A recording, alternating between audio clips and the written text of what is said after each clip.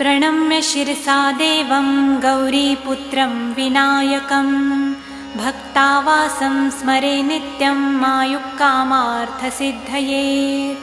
प्रथमं वक्रतुण्डं च एकदन्तं द्वितीयकं तृतीयं कृष्णपिङ्गाक्षं गजवक्त्रं चतुर्थकं लम्बोदरं पञ्चमं च षष्ठं विकटमेव च सप्तमं विघ्नराजेन्द्रं धूम्रवर्णं तथाष्टमं नवमं भालचन्द्रं च दशमं तु विनायकम् एकादशं गणपति द्वादशं तु गजाननं द्वादशैतानि नामानि त्रिसन्ध्यं यः पठेन्नरः न च विघ्नभयं तस्य सर्वसिद्धिकरं प्रभो।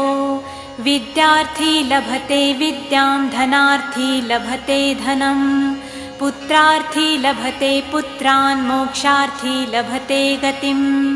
जपेद् गणपति स्तोत्रं षड्भिर्मासं फलं लभेत् संवत्सरेण सिद्धिं च लभते नात्र संशयः। शिरसा देवभ्यो ब्राह्मणेभ्यश्च लिखित्वायात् समर्पयेत् स्मरे तस्य विद्या भवेत् सर्वा गणेशस्य प्रसादतः। वक्रतुण्डं श्रीनारदपुराणे संकटनिरसननाम गणेशस्तोत्रं गजवर्णं चतुर्थकं श्रीसीतारामचन्द्रमर्पणं षष्ठं विकटमेव च सप्तमं विघ्नराजेन्द्रं धूम्रवर्णं तथाष्टमं नवमं भालचन्द्रं च दशमं तु विनायकम् एकादशं गणपति द्वादशं तु गजाननं द्वादशैतानि नामानि त्रिसन्ध्यं यः पठेन्नरः न च विघ्नभयं तस्य सर्वसिद्धिकरं प्रभो।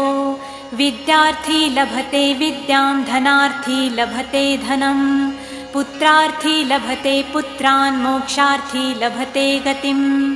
जपेद् गणपति स्तोत्रं षड्भिर्मासं फलं लभेत् संवत्सरेण सिद्धिं च लभते नात्र संशयः।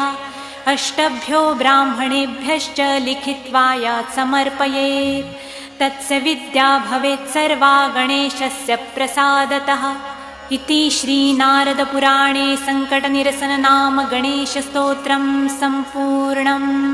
श्रीसीतारामचन्द्रार्पणमस्तु।